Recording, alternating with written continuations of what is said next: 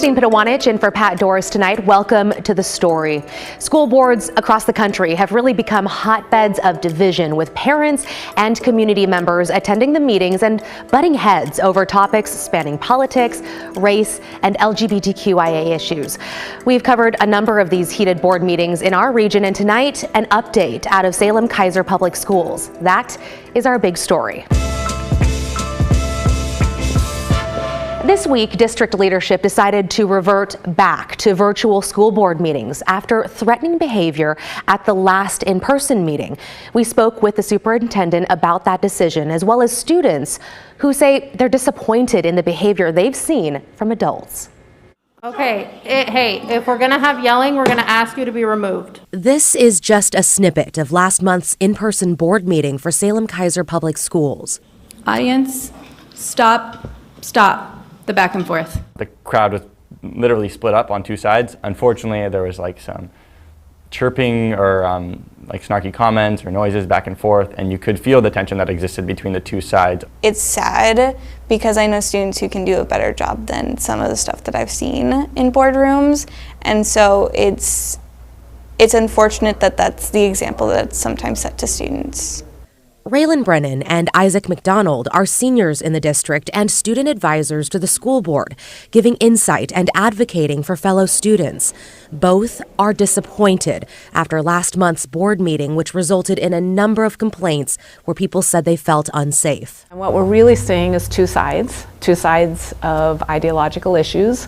And it's coming into the boardroom in public comment, but also in public coming in. We're seeing threats of violence online. We're seeing escalation in the parking lot. Salem Keizer Superintendent Christy Perry says the escalating tension poses a safety risk for everyone at the meeting. That's why this week, instead of a public in-person board meeting, she decided to revert back to streaming the school board meeting online.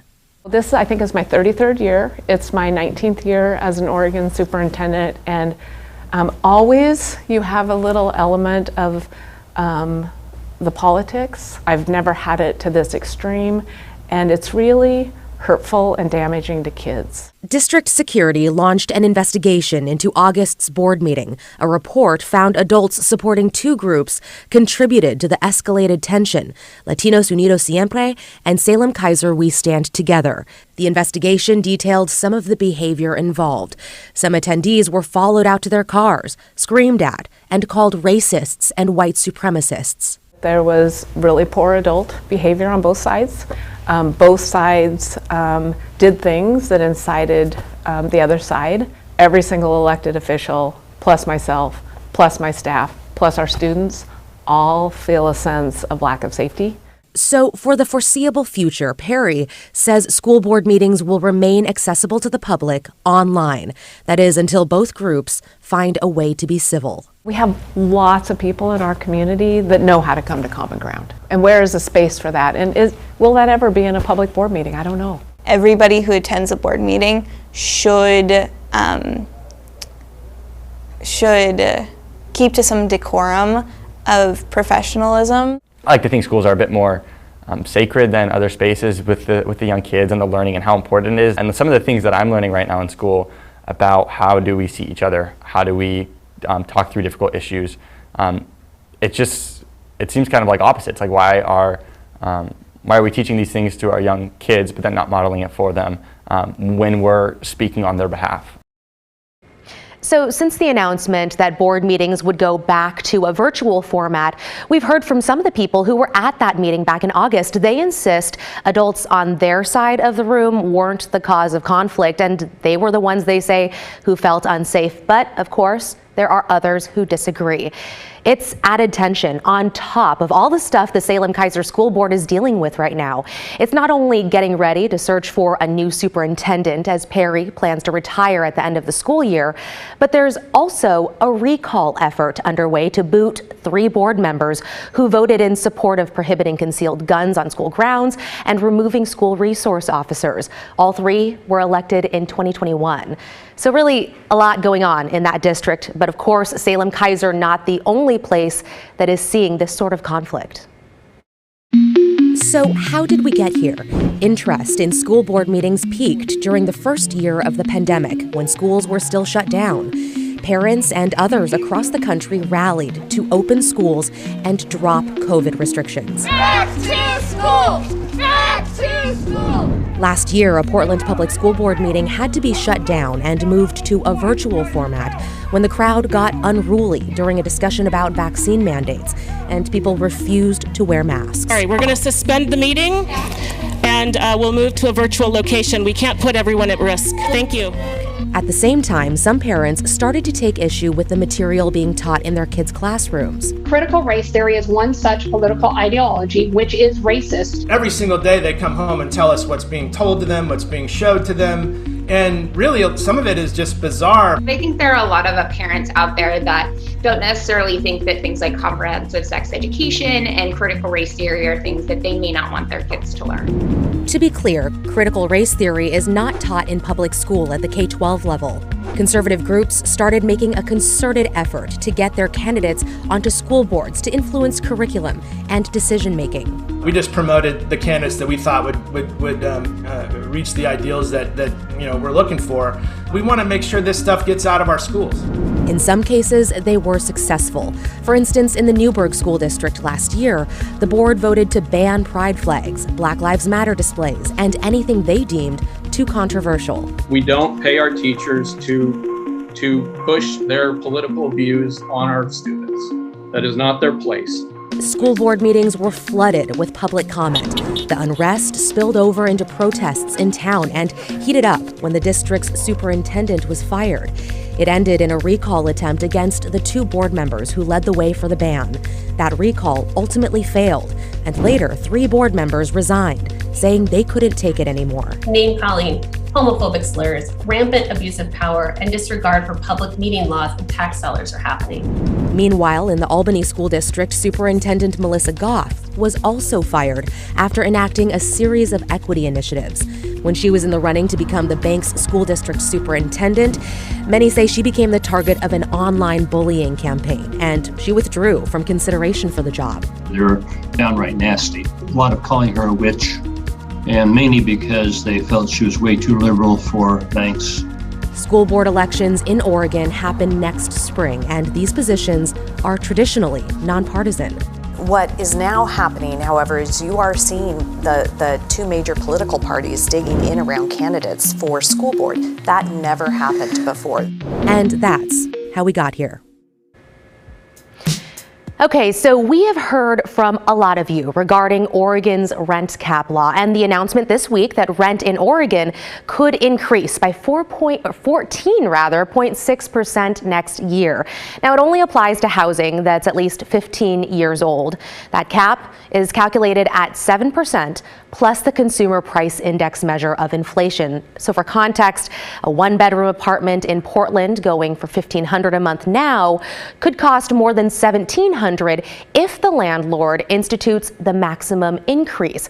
We've heard from renters who are upset the rent cap law doesn't seem to be protecting them. But tonight, we're hearing from a landlord for their perspective. Catherine Dunn is both a real estate agent with Keller Williams and a landlord in the Eugene and Springfield areas. She tells us she has several rental properties, a couple of apartment buildings managed by property managers, a duplex, and a handful of homes that she rents out. We started by asking her about the current situation that landlords are facing when it comes to the rent cap law, and really just to give us the lay of the land in her business. I think that the statewide rent control that we have in place now has not been working. Housing is less than affordable year after year, even though we have that cap on the rent increase. So I think it should be abolished. And this week, we heard from the president of the Portland Area Rental Owners Association, who believes most landlords will not be raising rent by that maximum 14.6% threshold. Dunn agrees. I and probably most other housing providers don't simply raise rents based on that allowable amount. That's something the government put into place. I don't think they should have put it in place. I don't think it's working. But if we did raise a 14.6%, I'm sure that we would be facing losing some of our tenants. And that's the last thing the landlords would want to have happen. I mean, we're in the business of providing rental properties, and we want renters to stay in our properties for as long as possible because we don't want to go through a turnover, which can be very costly. So our goal is to keep tenants in place for as long as possible, as long as they're a good tenant, of course. So when we talk about tenants and landlords, it's often the bad landlords that get all of the attention, creating this whole idea of a landlord versus tenant in every rental situation. But Dunn says when it's framed that way, everyone loses. My position is that, landlords and tenants should be on the same side. Tenants need a place to live. Landlords want to provide places to live. So it should be a win-win. We have a place they want to live at. So it should be a win-win. If it's not a win-win, we're going to lose, and we have already lost landlords. We've lost our rental housing. I think Portland saw a 14% decrease in rental housing since the fair policy has been implemented. And I don't want to see the same thing anywhere else. And I hope that Portland can get back to a more healthy amount of supply of rental properties. But it's due to these punitive measures, these punitive laws that landlords are facing. And even though Dunn does not have any properties in the city of Portland, I asked her thoughts on the mandatory rental relocation assistance program that we profiled yesterday. Basically, it says that if you're renting in Portland and your rent goes up by more than 10% next year, you can make a request that will force your landlord to help pay for you to move out. Here's a look at those amounts. For a studio, it's $2,900. One bedroom, $3,300. Two bedroom, it jumps up to $4,200, and anything 3 bedrooms or larger would be a $4,500 payment.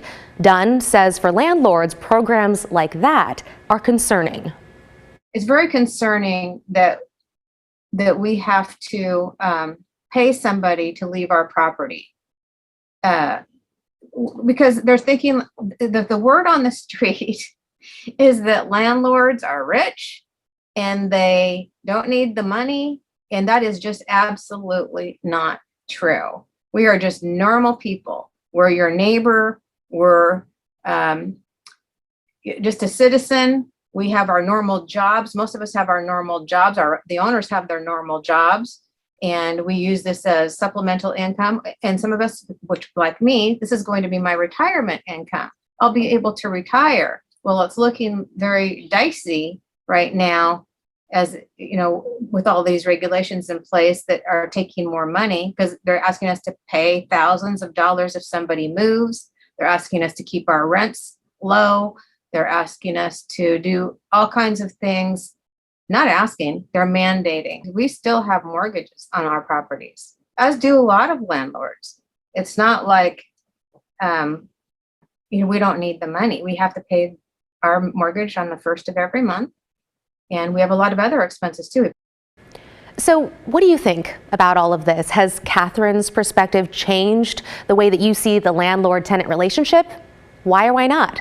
Let us know. Send us an email to thestory@kgw.com, or you can also leave us a voicemail by calling 503-226-5090.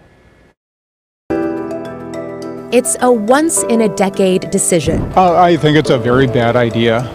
I think it's poorly thought out. Should Portland change its form of city government? I kind of like the idea of having more commissioners. The charter proposal will be on the ballot in November, and opinions vary across the board. Hell with this council crap. They don't do anything. They just spend our money. Former Charter Commission members are answering your questions about the new plan they put together before you get to make the decision this November, when the story returns.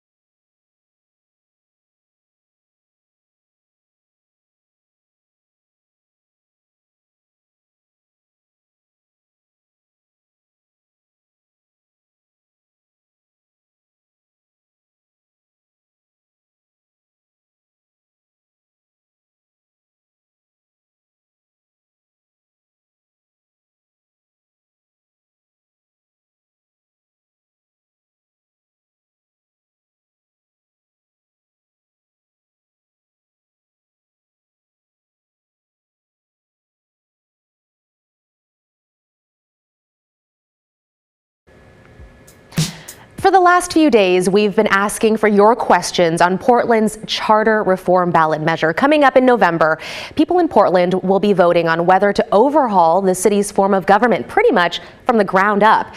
Here's a quick reminder on the changes being proposed. If passed, the city will be split into 4 districts based on geography. Voters will elect 3 city council members from their district for a total of 12 citywide. There will no longer be a primary. You'll rank your choices in order of preference, and they'll focus on making policy, not running the city's bureaus. That job would go to a new city manager working with the mayor, who would still be elected citywide, but would no longer have a vote on council except to break a tie. David Molko took your questions to former members of the Charter Commission. That is the group tasked with coming up with the plan. And David, they went into some of the details with you on Straight Talk. And these folks are really busy right now, Christine, because of the stakes here and also some very vocal opposition. So I sat down first with Melanie Billings-Yun. She's the former Charter Commission co-chair, along with Sol Mora. They are both part of the campaign to get this thing passed. We wanted them to answer the question our viewers have really asked us the most, which is, if voters approve these sweeping changes, how much is it going to cost?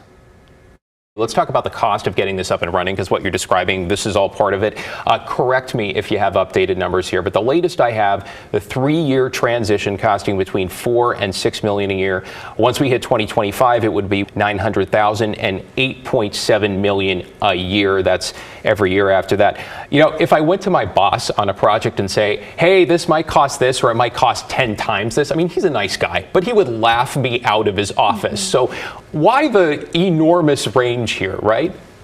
Yeah, I would say that this fiscal impact is not taking into consideration the ways that we may save money, right? We are going to have streamlined services, one election, and so I think there are some variables that are not known right now. The salaries of these future city council members, that will be determined by an independent salary commission, so that's why you see the range, because there are a couple of components that are not determined in this moment. However, I think it's really important to put it into perspective. So this is the discretionary resources of the general fund. It's a very specific portion that's in the general fund, and if you look at the percentages, it only goes up to 1.4%. So of that specific discretionary resources, I do think if you look at, oh, it's not even 2% for those ongoing costs, that does help to put it into perspective for what we are paying for this specific investment to have a new structure. Okay, on that note, our understanding is no new taxes, but as you heard, the money, however much it ends up being, it's a really wide range. It has to come from somewhere. Okay, let's get the flip side now. Vadim Wazirski was also on that Charter Commission, but he voted against this plan. He was one of 3 members who did, 17 in favor, 3 against. He is now actively campaigning to defeat it, calling it an exotic experiment. You were part of the commission. I mean, if you could change what is on the ballot right now, I'm saying you had a magic wand, you could do like this and change it, what would you do? Would you split them into 3 parts? Would you wipe out one? What changes would you make right now? You know, the Charter Commission was tasked with making democracy better in Portland. And part of democracy is giving people the choice. Let's have 3 different ballot measures, one about our commission form of government to change to a city manager form of government, one about district voting, so maybe 7 districts, maybe 9 districts in Portland. The more the districts, the more your neighborhoods will be represented adequately, and also perhaps one extra measure on ranked choice voting. Not this very unique ranked choice voting, but the kind that's done in New York City and other places around the country. That's democracy.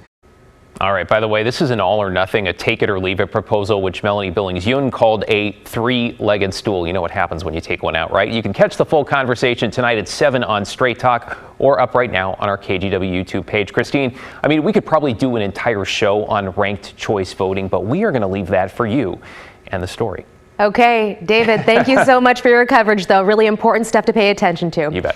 Still to come on the story, as Queen Elizabeth lies in state in the UK, we got a really helpful tip from a viewer and went down into the vault to take a look at the last time Portlanders shared in the grief and remembrance of a member of a royal family.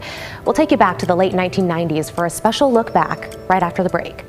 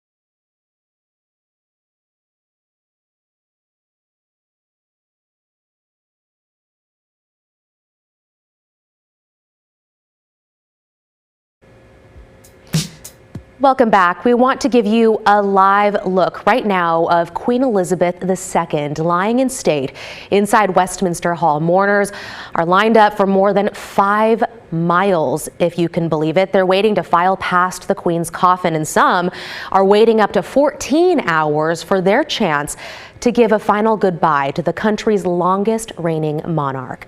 Queen Elizabeth's funeral is set for Monday, and we're going to be bringing you that momentous event live right here on KGW. But you know what, you're going to have to get up really early. Coverage begins at 2:30 a.m. Pacific time on Monday. The Queen's death has really prompted many of you to think about British royalty and how events of the past affected our community here, despite the distance between the Pacific Northwest and the UK. And when we tell you we read your emails and listen to your voicemails, we mean it, because in fact, that's how this next story came about. Someone with the last name Wenninger wrote us last night saying this is a historical archive question. In September 1997, after Princess Diana's death, there were condolences albums for Portlanders to sign. These albums were supposed to be forwarded to the UK on behalf of the city of Portland. Portlanders lined up for days to leave personal messages in these books. Do you know what ultimately happened to these albums? Well, we haven't been able to track down those exact books, but we did search through our archives and found coverage back from 1997 when thousands of Portlanders lined up to sign the books and pay their respects to the late princess. So let's take a trip back into the vault.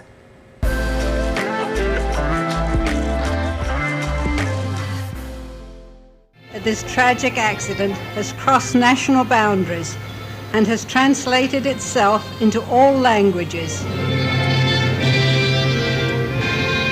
Today, the sadness came to downtown Portland. The language was both British. Whoever is in distress and asks me to come, she told a Paris reporter in her very last interview, I will come. And American. No one human being is as big as Princess Diana was and could do as much good as she could do. There was much speculation about how many would turn out today, how much people care. At 10:30, they were already lining up to sign books of condolence. By 11:15, once speakers had begun, some 3,000 people had come to the square to pay their respects. At mid-afternoon, there was still a line to sign the condolence books. The turnout, the flowers, and the silent emotions said as much as the words. A mourner from Portland, Oregon, wrote in the book at St. James's Palace, William and Harry, your mother did not know how important she was to the entire world. She had courage and beauty. Do not follow other people. Take your mother's path in life and use her as an example. I brought them for her 2 boys. I feel that they need comfort now, very, very much so. It is without question and my belief that Diana, Princess of Wales, will long reign in all of our hearts. When you see this many people here that really feel for humanitarian, it gives us hope that there are good people left, and she was definitely one of those, and so she was a great leader. There are few places in America farther away from the British monarchy, both geographically and culturally. This gathering is a testament to Diana's influence around the world.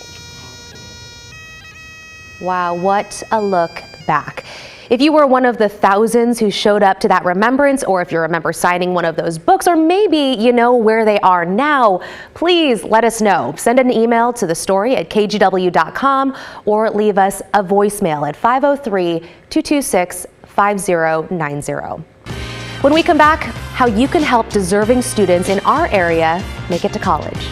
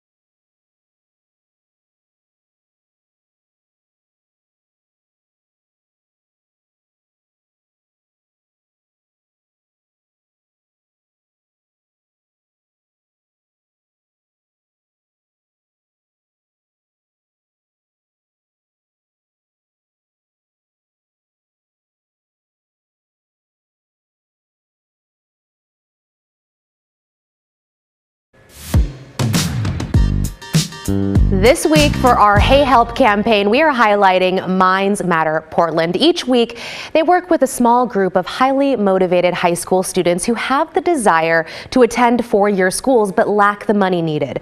So if you'd like to help, open up the camera function on your phone right now and hover it over this QR code that you see there on your screen.